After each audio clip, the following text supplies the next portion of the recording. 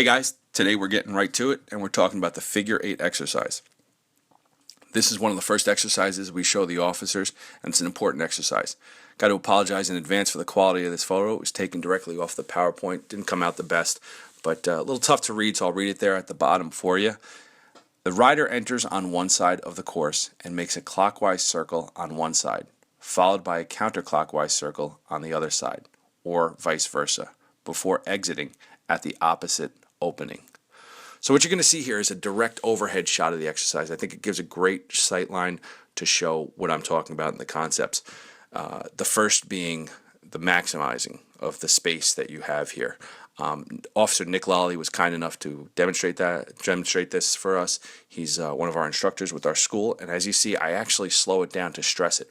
In that top left corner, he's going to maximize his space. He's going to get as close to those cones as possible to give himself enough room through the rest of the exercise. And the same thing on the top right-hand side here. He's maximizing his space. After he's maximizing his space, he's using his head turn.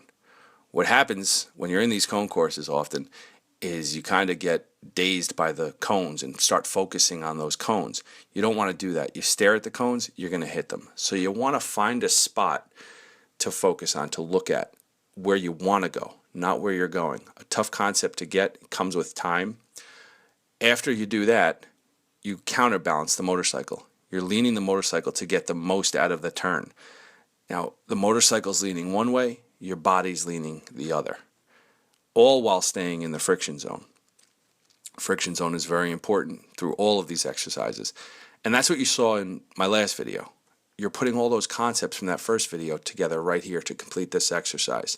The board hop exercise, finding that friction zone. The point-to-point exercise, where we're showing people how to lock the handlebars as well as use that head turn. And then the U-turn.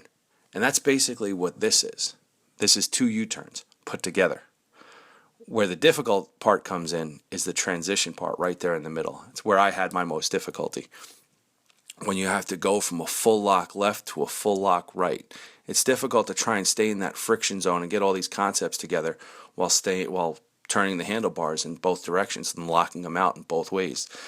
It's tough. It comes with time, but it's not easy to complete, and that's where you get a lot of drops. You wind up letting out the clutch. The motorcycle takes off, and you're out of the exercise. Or you pull the clutch all the way in, you lose power to the back wheel, and the motorcycle drops.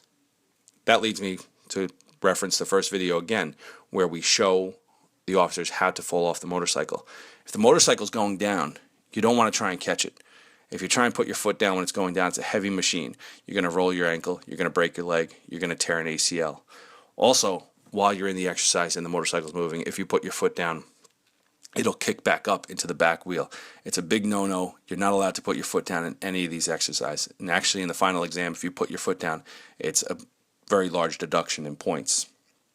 So, as you're going through this also, you want to be applying a little bit of back brake. And you can see Nikki feathering the back brake in some of these shots here.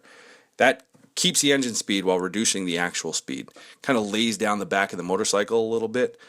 And it's kind of a push and pull effect here. And it helps you get through the exercise, makes it smoother. What sometimes happens is people start to rely on it too much.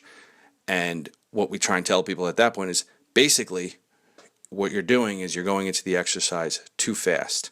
So you don't want to come into the exercise too fast and start relying on your back brake too much. So that's pretty much it in a nutshell. That's the figure 8 exercise.